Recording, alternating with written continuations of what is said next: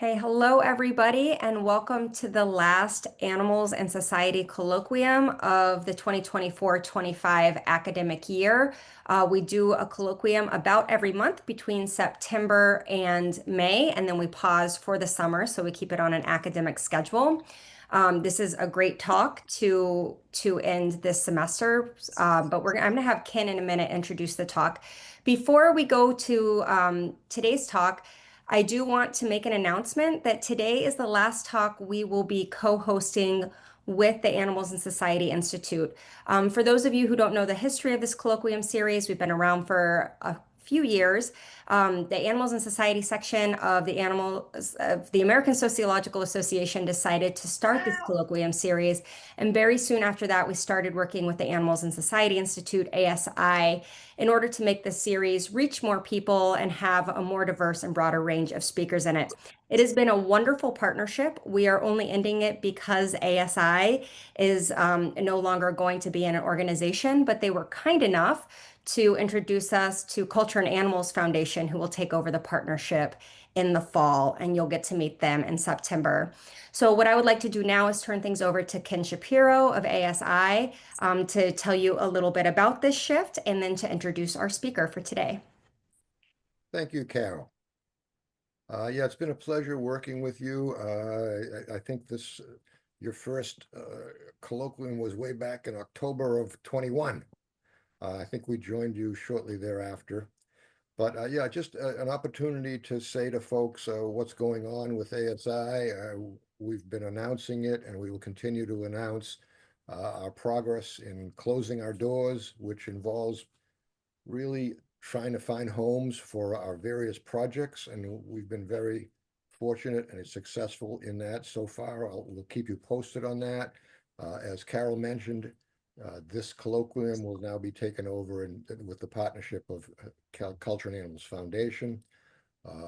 We also have been able to transfer our Human Animal Studies report, which I think is a nice go-to place to find out information about what's going on in the field, publications, colloquia, grants, etc. We are also negotiating with several universities to transfer or rehome our several journals, Society of Animals, Journal of Applied Animal Welfare Science, Sloth, which you may not know about, is an undergraduate journal. We also were very instrumental in getting Animal History started, which just had their first issue a couple of months ago. We also have had a summer institute for a number of years, and I think, Amy, you were in one of the first ones. Was it 08 maybe, something like that? And so it's great to see you still very, very much involved and contributing to the field so fully. We also are trying to get our Defining Animals video series transferred, and we hope that will happen. So that's a sort of a keyword 5-minute thing by a number of scholars in the field, looking at some of the major concepts in the field. So we're saddened by the closing, but at the same time, we feel grateful that the primary project of developing the field of human animal studies has taken off so well and is really way beyond expectations. We're also very pleased with the progress of our Anacare, which is a treatment approach for a psychotherapy treatment approach for people who abuse animals, something that you, Amy, have been very involved in from the outset. We now have a partnership with the University of Tennessee's new Center for Veterinary Social Work, and they will be taking over our new diversion program, which will be an online program for mostly people who are required by the judicial system to undertake some kind of psychoeducational program regarding their abuse or alleged abuse. So that's ASI. We will keep in touch. The website will stay open. We will officially close the doors at the end of the year, but we'll continue with particularly listing the rehoming links on our website. So, Amy, great to see you again. And I remember way back when when you presented, I think you presented on there was some kind of pet food scare, and you presented on the media coverage of that. But in your dissertation, you actually were involved still already in the link, human violence, animal abuse connection. Um, oh yeah, you did. I think the study was on slaughterhouses and those folks you looked at counties where there were slaughterhouses and found an association between increased various crimes and were able to tease out that the fact of the violent desensitizing act of slaughtering animals itself was a contributing factor to increased crime rates. So very good. Uh, Currently, Amy is a full professor at the Department of Sociology and Criminology. Um, she's currently working on 3 grant-funded projects. Hopefully, all of them are still in place. Uh, and that's it. I will let you take it from there. Okay, thanks, Ken. I appreciate that introduction. I'm really impressed by your memory of Well, believe me, different projects. not memory. I looked up all these things, please. Okay, okay. Well, you made it sound like it was off the top of your head, so well done. Thank you. So hello, everyone. I'm going to share my screen. And as would be fitting, one of my cats has appeared and is chatting away next to me. So I hope she doesn't disrupt it too much. So I hope, Ken, can you see the PowerPoint okay? Yes. Okay, great. All right, so I will jump right in. And if you have questions, if you want to put them in the chat, and then we'll have time at the end to address the questions. So I'm going to be focusing in this presentation on research I've done on the connection between animal abuse and intimate partner violence specifically. So I'm going to try to give you an overview of where the research kind of began and where it is currently. But admittedly, it's a partial picture because I'm focusing on the work that we've done. Before I get started, I wanted to acknowledge the Social Sciences and Humanities Research Council of Canada for continuing funding. And thankfully, Ken, no worries. My grants aren't in risk of being canceled because I'm in Canada. So grateful for that. The University of Windsor for funding my internal research chair, my wonderful colleagues at the Animal and Interpersonal Abuse Research Group at the University of Windsor, who have worked with me on this project and others. Also, the Brooks McCormick Animal Law and Policy program at Harvard for hosting me as a visiting fellow twice. And also thank you for the invitation to speak. I really appreciate it. And I wanted to acknowledge that I'm coming to you today from the traditional territory of the Three Fires Confederacy of First Nations, which includes the Ojibwa, the Ottawa, and the Potawatomi. So here's an overview of the presentation. I'm going to start with just a brief description, an explanation of how I became interested in this area of research, some work that we've done with domestic violence shelter samples, then community samples, and moving into kind of the good news, I guess, if you can say there's any good news associated with any of this, around the policy and legislative responses. And then I'll wrap up by talking about some recent case law.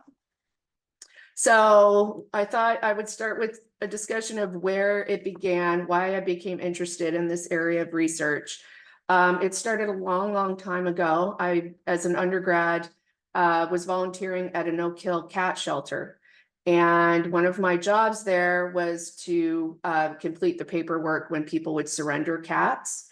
And one of the patterns that I was noticing was that there were a number of women who were coming to give up their cats for various reasons, saying things like their boyfriend was threatening to get rid of the cat, or they were being forced to get rid of the cat. their cats were being abused. And so as an undergrad, I thought, oh, it was all very jarring.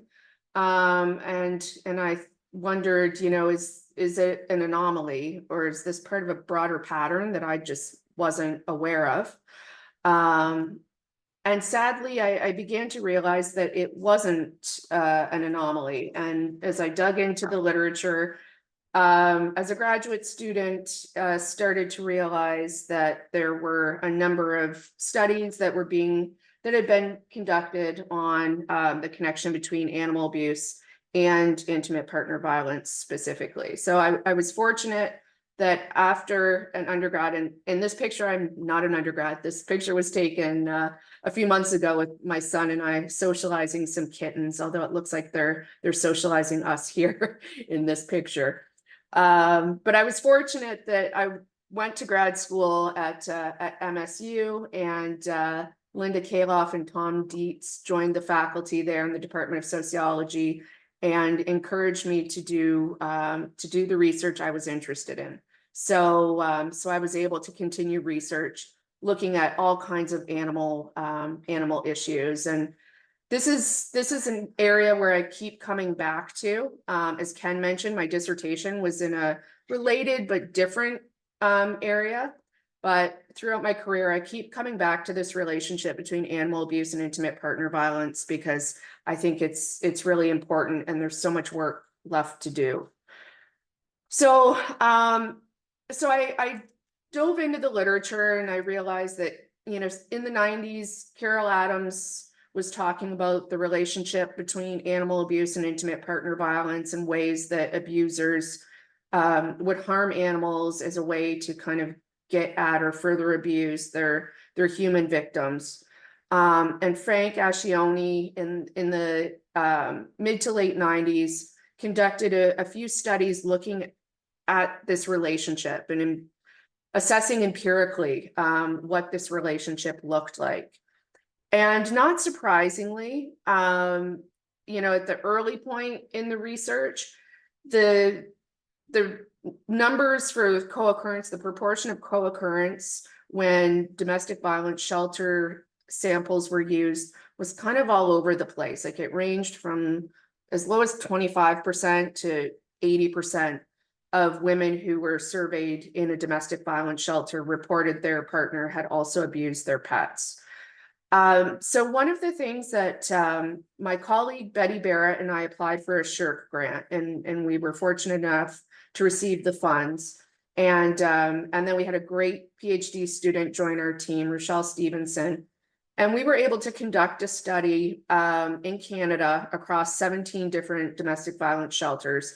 And one of the things that we did in that study was to see if we could come up with an instrument for measuring this form of abuse that could be used across studies, because we found that people were asking different questions, like, has your partner physically abused your pet? Yes or no? Has your partner threatened and or abused your pet? So things were kind of getting grouped in together. So we created the Partners Treatment of Animals scale.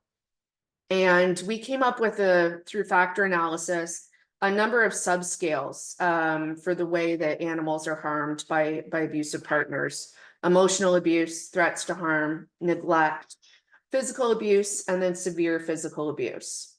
And so we were able to kind of distill the questions down to 21 questions to tap into these various forms of abuse. And using this measure, we found in our sample of domestic violence shelters that 89% of the participants reported that their abuser had mistreated their pets. Now, to date, there have been a number of other studies in other countries, such as Nick Taylor's great work in Australia and the UK.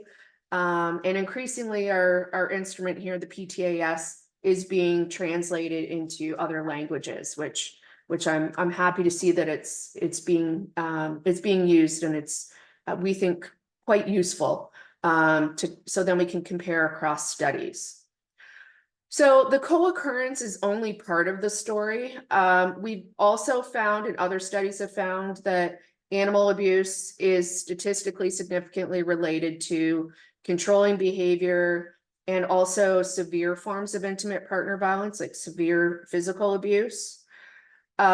We've also found that animal abuse and the presence of animals impacts help seeking. So in our sample, we found that 56% of our participants reported they delayed leaving because of concern for their companion animals. Because unfortunately, most shelters at that time didn't have programs in place to help with companion animals. Fortunately, this is improving. And I'll touch on a study that we did looking at what programs are available in Canada and the US. So unfortunately, people are making decisions about whether or not to stay in abusive relationships based on what will happen to their pets or their companion animals. We also surveyed staff in the shelters, and unfortunately found that 3/4 were aware of women who had refused to go to the shelter specifically because of their companion animal, which is really troubling. So not only are people reporting they're delaying going to shelter, but that there's this whole other group of people who will not go to shelter specifically because they can't take their pets with them. And Crystal Giesbrecht's recent research with interviews with shelter staff has, a number of really sad stories about staff recounting women refusing to go to the shelter and saying they'd rather live in their car and be unhoused than go to the shelter without their companion animal. So why is this the case? Well, the most dominant explanation in the literature, and one that Carol Adams was talking about years ago, is that the harm of pets is instrumentalized to harm people. And when we assessed, we included measures of intentionality and motivation to assess how the human victims and survivors perceived the abuse. And we found that they quite often understood emotional abuse, threats against the pets, and neglect as being motivated by a desire to harm them themselves. But what we were somewhat surprised by was that the explanatory power of the predictors for physical animal abuse was weaker. So why is that the case? We don't know. We're conducting research right now that we're hoping will help shine light on this.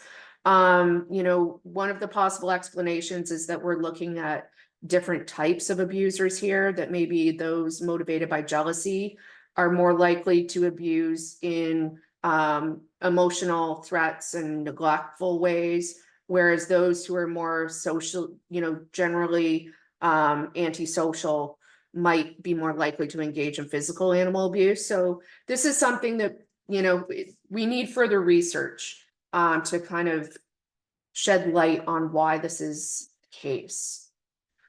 So one of the critiques of our research and other shelter-based studies is that, well, maybe we're overstating the problem. Maybe this is just a phenomenon that is occurring within domestic violence shelter samples, and it's not generalizable to, other people who aren't in shelters. So fair enough.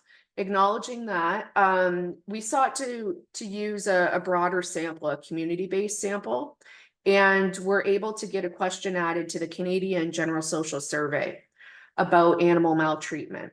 And what we found was that those with a companion animal who reported no animal maltreatment, only 4% reported physical intimate partner violence, whereas 50% of those who reported animal maltreatment also reported physical intimate partner violence. And these were statistically controlled, statistically significant differences.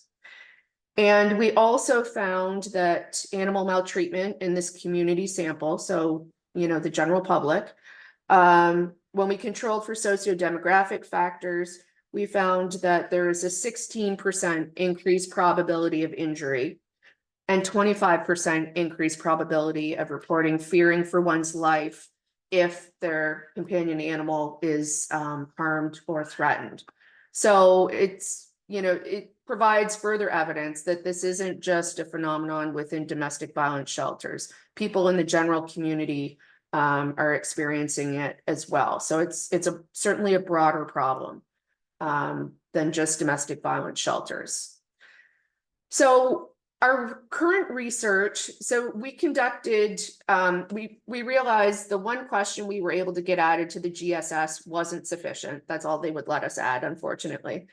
So we decided we were going to conduct our own study using a community sample where we could ask all the questions that we wanted from our PTAS, our Partners Treatment of Animals scale. And here's how it broke down. So remember earlier I showed you the PTAS with the shelter sample, and we had 5 subscales. With the community sample, we have 4. So emotional abuse and minor physical abuse are grouped together, and then neglect is separate, getting rid of pets, and severe physical and sexual abuse were, based on the factor analysis, separated into different subscales. And this is with a sample of 882 self-identified women in the community with partners who identified as men. And here's a breakdown of the proportion who were reporting animal abuse in the form of the PTAS questions and IPV, or intimate partner violence. So as you can see here, approximately 29% report no animal abuse and no intimate partner violence or controlling behaviors. 30% report both. And to me, what's interesting is at the bottom here, 39% report, yes, they experienced intimate partner violence, but there was no animal abuse. But only 2% report there was animal abuse, but no intimate partner violence. So overall, 43% of those who report intimate partner violence also reported animal abuse. And of those who reported animal abuse, 93% report intimate partner violence. So I don't like the term red flag because it instrumentalizes animals. But as you can see here, using a community sample, paying attention to animal abuse could help to identify instances of intimate partner violence. And again, I want to emphasize this is a community sample. So individuals who are in these relationships who have not sought the assistance of domestic violence shelters. And we're currently analyzing the data on the severity variables, how it impacts help seeking, and other aspects like area of residence, rural versus urban, etc. So stay tuned for those results. We're currently working our way through all the data that we have. So all of that is, admittedly bad news. You have forms of violence that are connected. The good news is that we're seeing responses in the form of social policy and legal responses based on the research, which is wonderful. And sorry, my cat's going on and on here. We collaborated with Red Rover, which is a charitable organization in the US, and we were able to secure some funding from Social Sciences and Humanities Research Council of Canada to contact every domestic violence shelter in Canada and the US to see what pet programs were available on and off site. And what we found, and the articles are currently being published, what we found was good news. There's an increasing number of programs, and we were able to use the data to create a searchable database so that individuals who are looking to go to a domestic violence shelter can look to see what programs are available in their community and any restrictions, like, some have restrictions on the size of animal that you can bring, etc. So happy to report that an increasing number of shelters have programs, but there's still a lot of work left to be done. And I'll talk about some of the barriers to that shortly. The legislative responses have also been quite positive in Canada and the US. And I'll touch on just a few of them, but there are others that if I had time, I would go into. In British Columbia, the changes to the Family Law Act in let me see, it just went into effect, I believe, last year, but I could be mistaken. Directs the court to take the best interests of animals into account in determining custody. And one of the factors that's specifically laid out in the legislation is that there has to be a consideration given to a history of family violence or a risk of family violence and or threats to the animals in the home, which is a really positive development. Additionally, in our Federal Divorce Act, judges are required to consider family violence in the family court cases. And importantly, the definition of family violence now includes harm to animals as part of it, which is great. Bill C3, an act to amend the Judges Act in the Canadian Criminal Code. My colleague Betty Barrett and I provided testimony to a committee of Senate about this bill, and were able to get an observation added to include training for judges on the connection between animal abuse and intimate partner violence and sexual violence.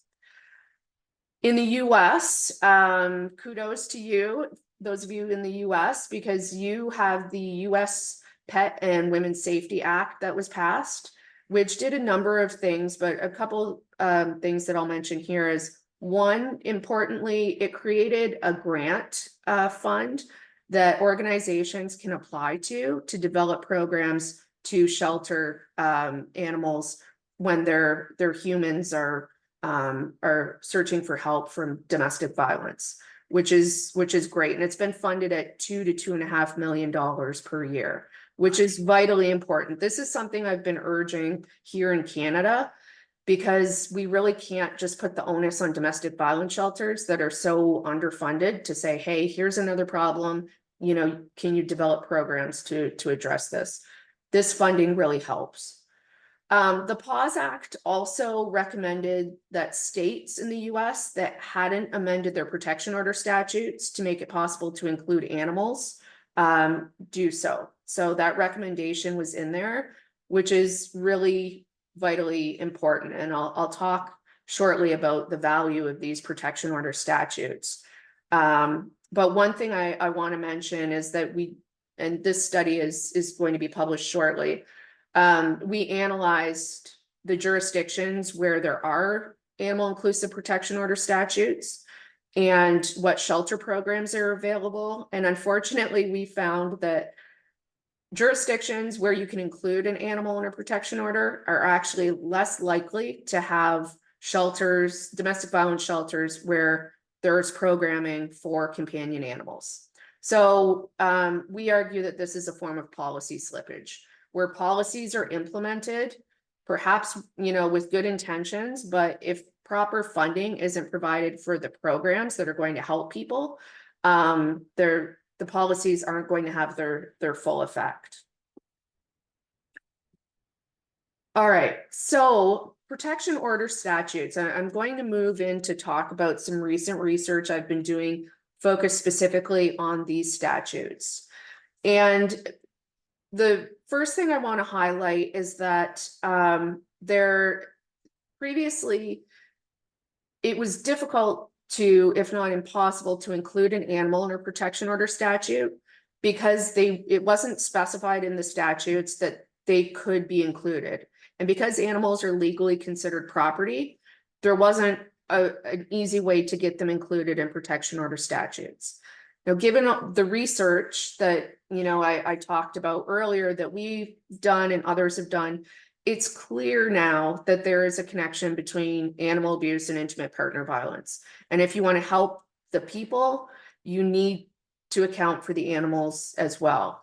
And one way to do this is through protection order statutes that allow you to include animals. So there are currently 41 states in the US where you can include an animal in a protection order statute.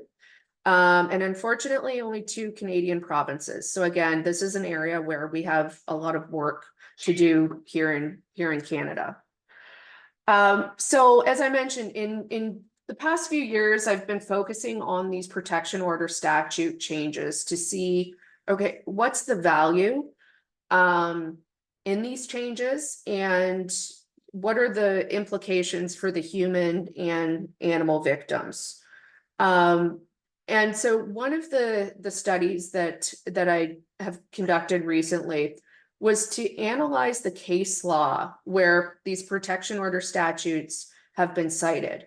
And I should take a step back and say, like, these changes to these protection order statutes are relatively recent.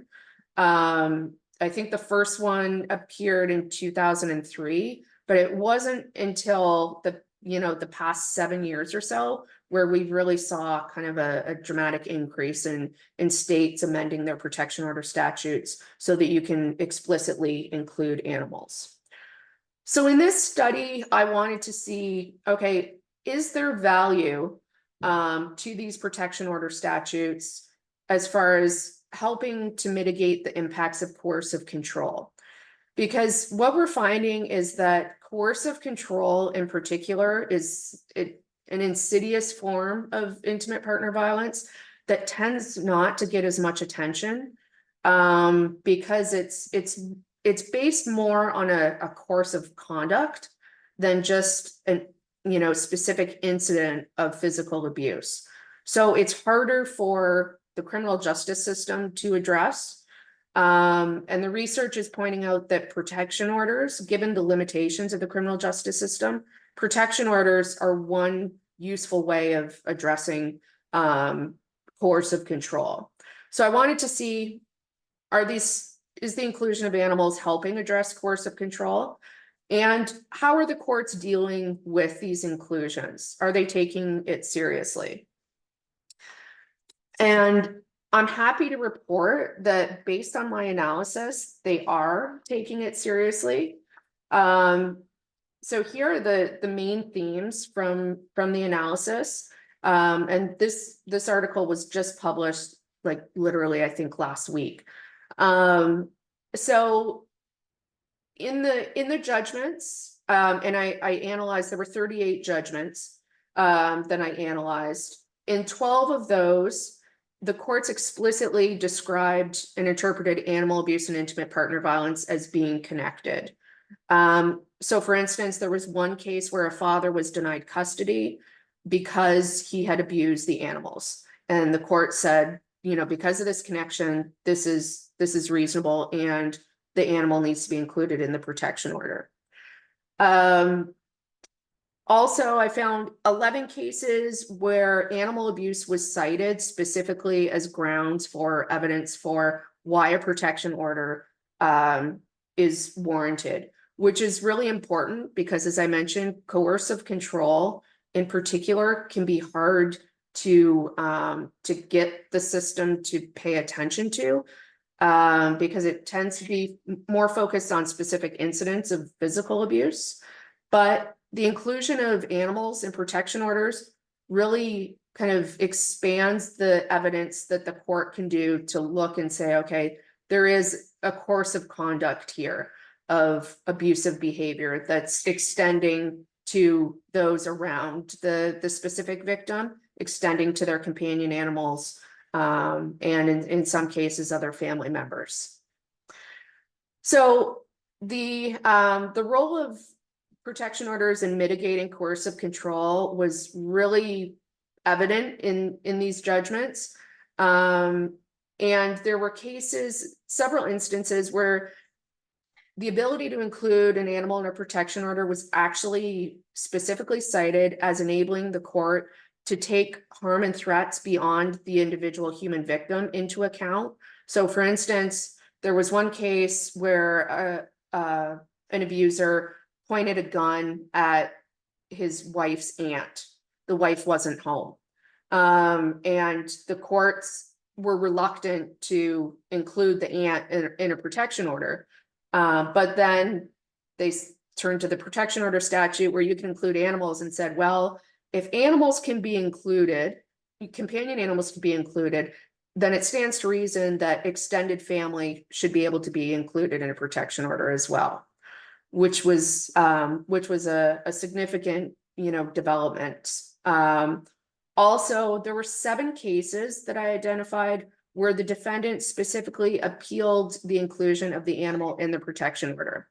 So as I argue in the paper, this just goes to show that these animals are significant tools, if you will, in the perpetration of intimate partner violence and coercive control. Because why go through the time of appealing the inclusion of an animal in a protection order, right? Unless there's really something there that you want to hold on to, right? That the ability to control the situation in that way. And I found that in only one of the cases was the appeal granted. And in that case, it was the only instance I found where non-traditional animals were included in a protection order. It was kangaroos and camels, if I recall correctly, because this couple had a petting zoo. And so the court ruled that they were deemed agricultural animals and outside of the protection of a protection order. So in the article, I write about, my recommendations and ways to tighten up these loopholes. There was also one case where the animal inclusive protection order was cited as relevant to a habeas corpus application. And you might be thinking, okay, well, is this an anomaly? And I'll talk a bit about why it's not shortly. But in this case, a writ of habeas corpus was brought. So it's a determination of whether or not someone's being wrongfully imprisoned, brought on behalf of a woman who killed her allegedly abusive boyfriend in the 90s. At that time, the expert witness didn't include and wasn't allowed to include animal abuse in her assessment.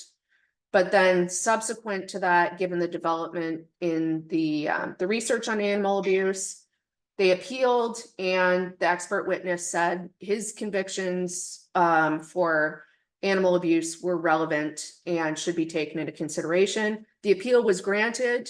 However, the state then appealed, and the state argued that because animal abuse wasn't included in the definition of intimate partner violence, it should be excluded. And so the defendant in the case remained incarcerated as a result. Now, what's interesting in this case is that a few years later, this was in the state of California, animal abuse was added to the definition of intimate partner violence. So that case wasn't an anomaly. There are other cases where women have killed their accused perpetrators. And this was a case that I was here in Canada and British Columbia that I was asked to consult on as an expert witness and provide testimony. And I don't have time to go into the specifics of the case. But very quick overview, the defendant was accused of killing her abuser, charged with first-degree murder. The precipitating incident was that he choked her cat. And so after he went to sleep, she killed him. So I reviewed 1,000 pages of documents, and in my report and in my testimony, I argued that the Crown, the prosecution, was arguing that the choking of the cat wasn't relevant, right? It was outside of the context of the alleged abuse. But I argued that based on the research, it was part of the abuse and an extension of her abuse. So she was convicted. Instead of first-degree murder, she was convicted of second-degree murder and sentenced. And this is another area where I'm conducting further research to see, okay, are there other cases where animal abuse is relevant, but perhaps being excluded as evidence, like in the previous case I mentioned, because historically animal abuse wasn't considered included as part of a definition of intimate partner violence. So another part of the protection order statutes that I'm interested in has to do with the animals themselves. So can it, Amy, I'm going to interrupt you yeah, quickly just to say if we could wrap up in about 5 minutes so we'd have a little bit of time for Q&A at the end. yep, no problem. I'm wrapping it up, I promise. So, so on the animal side of things, the protection orders are also helping. I published an article where I looked at what the protection orders allow you to do for the animals. Alaska, I've given you an example here, really stands out because not only can you remove an animal, even if the abuser legally owns the animal, even if there's no evidence of animal abuse, but the abuser can be ordered to pay support for that animal. So it's interesting because we're in my analysis, I charted how we're seeing a move from animals being viewed as more than property. And 8 statutes in the US now have moved away from that property designation because of the need to protect animals and people, and it's harder to do with their property. So the last thing I want to talk about is the current paper that is under review, and I'll just say a bit about. So I wanted to see, are these protection order statutes being cited in the case law in ways that might help animals above and beyond the context of intimate partner violence? And the findings indicate that they are. So here were my 3 research questions, and there were 12 cases that were citing the protection order statutes where you can include animals. And in all of the cases, the courts implicitly or explicitly cited these protection order statutes as evidence that the status of animals is shifting away from property in society. And in 9 of them, they use the protection order statutes to reason that legal categories that used to be reserved for people now are being extended to animals, things like victimhood and being a protected party. So how are these arguments being received and interpreted by the courts? The evidence is mixed. There was one case where the court used the fact that animals had been included in protection order statutes as evidence that when the legislature wants to protect animals, they do so. So if they're not mentioned in law, then the legislature must not, be willing to introduce them into consideration. And in another case, there was, fear of opening the floodgates to litigation that was cited. But what I want to leave you with are 4 cases where I think there are interesting findings that, I plan to follow up on to see if this trend continues. A protection order statute was used to extend the emergency aid exemption to animals. So being able to attend someone's property without a search warrant. And also in this case, which was a custody case, the court cited that the protection order statute points to ways that areas that were once reserved for people are now being extended to animals, such as being protected parties. And this one here, which was witnessing wrongful death of a companion animal, I highlighted the important part at the bottom.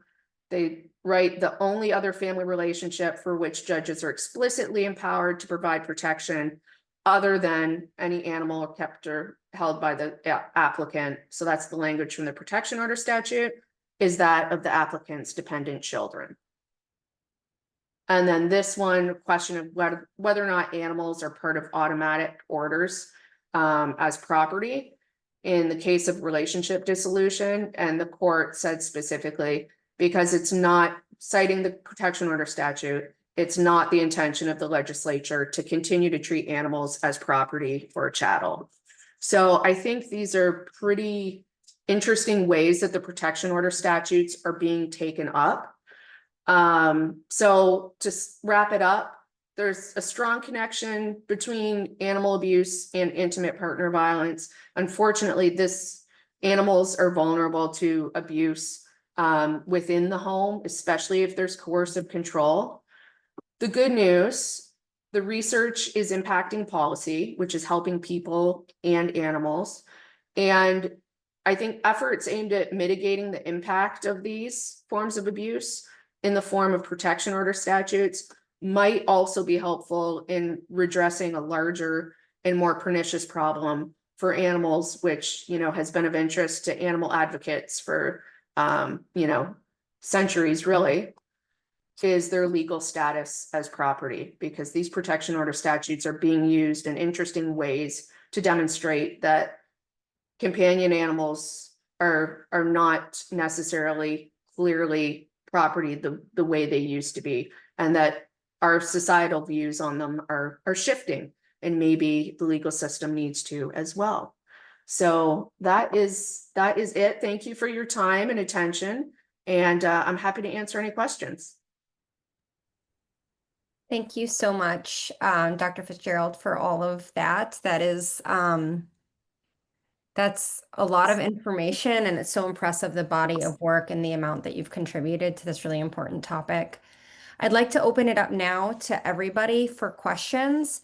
You can use the hand raise signal if you would like, and I will call on you. Or if you would like, you can go ahead and put your questions directly into the chat. We have one person with their hand raised right now, Falvi. Hello, and sorry, and greetings from the UK, where I thoroughly enjoyed your talk, Amy. I'm I'm a senior lecturer at the vet school at the University of Bristol. My world is more livestock and working animals, and actually, and your presentation's given me a lot of food for thought. At the moment, we're thinking about starting some research on the link between animal health emergencies and interventions to control outbreaks in livestock and potential increased gender-based violence and domestic abuse in farming communities in the UK. I think that issue has remained largely ignored in both research and policy, not only in the UK, but globally.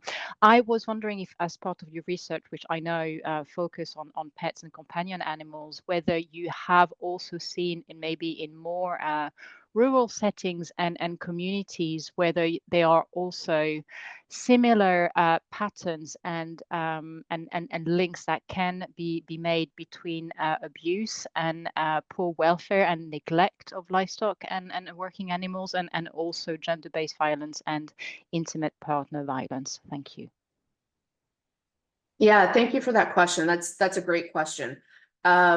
Yes, it's less commonly reported, but we have had a number of participants in our studies that do report that the animals that they're concerned about are non-traditional companion animals, so like farmed animals. And in some cases, the animals aren't necessarily being farmed for industry, but instead are, being farmed for, the domestic home. What's interesting in those cases is that it complicates it even further, right? Because, as I mentioned, a number of shelters now in Canada and the US will allow you to bring companion animals to shelter or have a foster-based program, at least. But it's much more challenging when there are large animals, farmed animals, horses, things like that. So it poses a number of challenges. One way that a number of the shelters that I've spoken with are dealing with it is they're using foster-based programs. And so they're asking farmers to volunteer. And they've reported to me that they've gotten quite a bit of uptake from people who are willing to volunteer to shelter, horses in their barns or goats and, other non-traditional animals that people are, nonetheless concerned about. I've also had a case where a victim contacted me and she had 2 animals that would be considered wildlife that her abuser was threatening to expose, that she had these wildlife animals that she had rehabbed but couldn't be released. And he was using that to keep her in the abusive relationship. So unfortunately, it's not just a companion animal issue. It runs the gamut of, any animal basically that people form relationships with are at risk. So you're definitely, I'm glad to hear that you're taking that into consideration in your research, because I think it's really important. Thank you. We have a couple questions from one person in the chat. I'm going to start with the one question from them. Just leave time for other people if other people have questions. One question is, can animal abuse be motivated by revenge, meaning it would be a rapid or impulsive form of violence and end shortly after?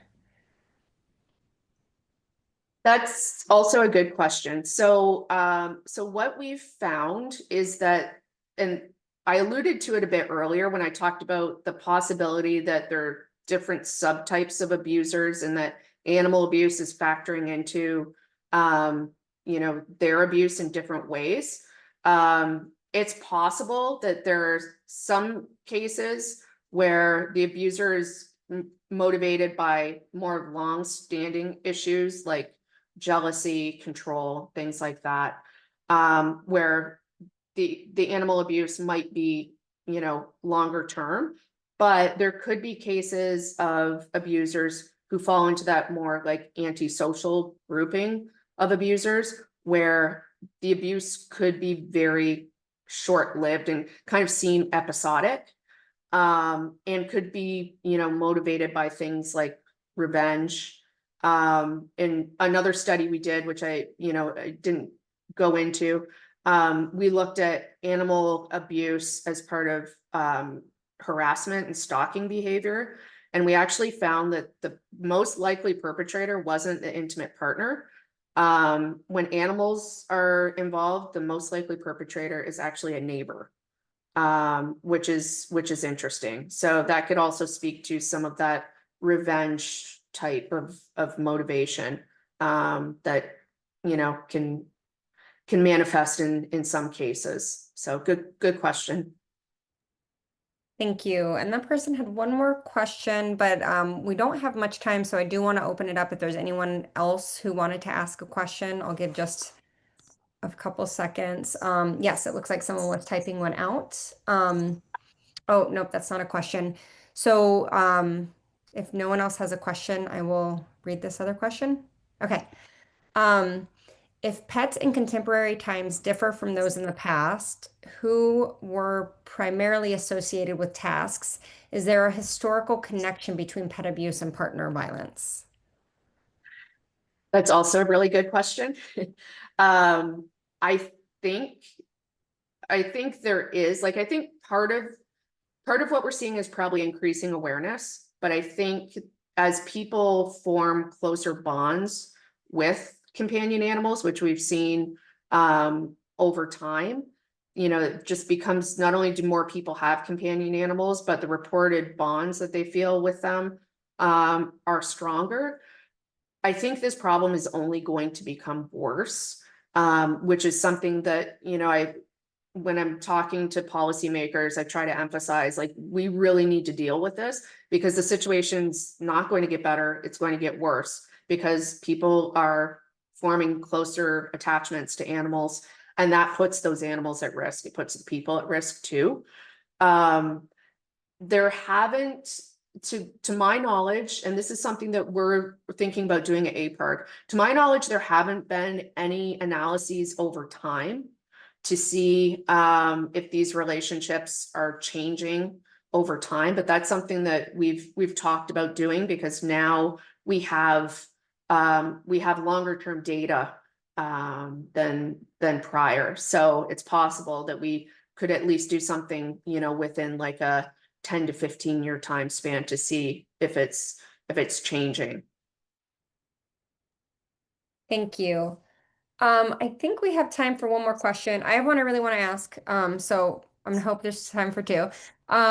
One person is wanting to know if there's any citations on forming closer bonds with animals. So Angie, you asked that. Amy and I will chat via email later, and if we can think of a few resources, we'll put them together and email them out when we email the video from this presentation. Ken asks, what are your views of the possible contribution of psychological interventions if and when they are shown to be effective? I presume this means for people who are committing abuse against intimate partners and companion animals. Yeah, I would love to see most most batterer intervention programs still don't address animal maltreatment. Or if they do, it's often described as like the old power and control wheel where animals are included, but like right after destroying property. So they're kind of grouped with property, and that's limiting, that's problematic. I would love to see more inclusion of animals, but paying attention to not just the physical maltreatment, right? So, some of the intervention programs will speak to physical animal abuse and torture, but leave out the whole gamut of, threats, neglect, which are also quite impactful for the animals and the human victims. So I would love to see like more nuanced inclusion of animals in intervention programs, because like I showed you the partners treatment of animal scale that we developed, and it really does demonstrate that we need to be paying attention to not just physical animal abuse, but also these other forms of maltreatment, the threats, the emotional abuse, the neglect, which can really have negative impacts for people and animals. Thank you so much, Amy. We're almost at the end of the hour, so we're going to wrap up now. We have just about a minute left. So in that time, first, I would like to thank you so much, Amy, for being here, and thank all of our audience. We will be sending out alerts, however you found out about this, either through ASI or for ASA, when we have our fall lineup planned. Before we go, Amy, is there anything that you would like to say? I always like to give our speaker the last word.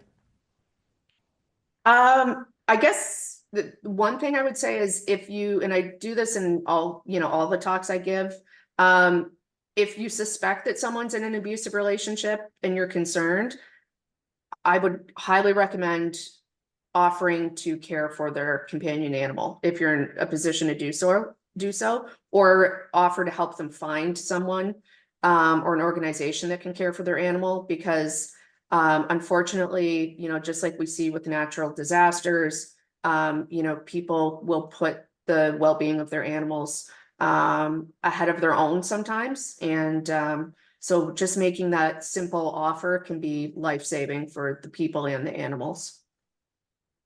Thank you for that insight. And thank you so much, Dr. Fitzgerald, for all the wonderful work that you do. I know that it's a hard topic, but we need the work done. And so everyone in this room is grateful that you're helping and doing that work. With that, everyone, have a good afternoon. Thanks for being a part of our Colloquium series this year, and we hope we see you again next year. If you have any ideas of things that would make a great Colloquium talk, you're working on anything, just email me. My email is my name, carol.glasser@mnsu.edu. And hopefully I'll be hearing from some of you as we put together our fall lineup. Thanks, everybody. Bye. Thank you.